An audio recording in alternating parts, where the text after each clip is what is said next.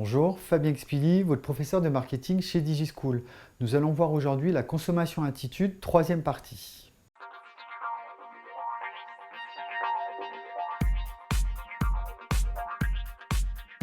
Comme nous avons pu l'identifier sur les autres vidéos, la consommation attitude va dépendre de vos motivations, des risques, des freins, mais également de nos façons d'acheter.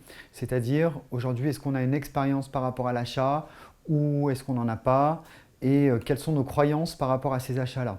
Donc en fait, ce qui est important également de savoir, c'est qu'on a toujours une échelle qui est plus ou moins représentative chez nous lorsque l'on va acheter un produit ou un service. Donc en fait, on va avoir ce qu'on appelle des échelles d'attitude qui vont varier entre le positif et le négatif. À un moment donné, c'est ce qui fait que, par exemple, qu'on peut avoir un taux d'achat ou un taux de réachat. C'est-à-dire, par exemple, si jamais on a acheté une fois, si vous êtes, par exemple, parti en vacances dans un lieu, que ça vous a plu, eh ben, vous allez avoir tendance à y retourner. Si ça ne vous a pas plu, voilà, s'il y a plus de freins qu'autre chose, bah, vous allez décider de partir sur une autre destination. Donc en fait, aujourd'hui, les études marketing permettent aussi d'identifier ces échelles d'attitude-là pour du coup modifier le produit ou le service qui est proposé aux différents clients.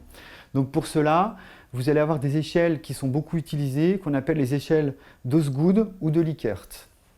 Afin de visualiser du coup ce que c'est qu'une échelle d'attitude, je vous propose un exemple pour arriver à bien comprendre le principe.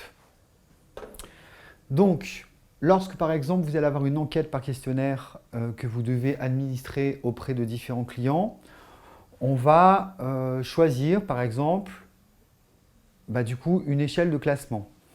Donc exemple de question, est-ce que la destination de votre dernier voyage vous a plu? Donc pour arriver à voir du coup la consommation attitude et l'échelle d'attitude par rapport à ce client, vous pouvez très bien décider de mettre en place un questionnaire où, par exemple, le client a été tout à fait satisfait ou pas du tout.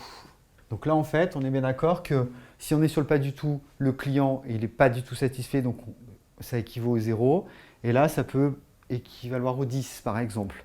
Et puis ensuite, on va mettre différents intermédiaires, où là, par exemple, il est peu satisfait, moyennement satisfait ou satisfait. Donc là, nous sommes bien d'accord qu'on a une échelle de classement et qui nous permet de voir l'échelle d'attitude. J'espère que cette vidéo vous aura été utile. N'hésitez pas à aller voir les autres sur ce thème sur notre site internet et à télécharger les fiches de cours correspondantes. À bientôt chez DigiSchool.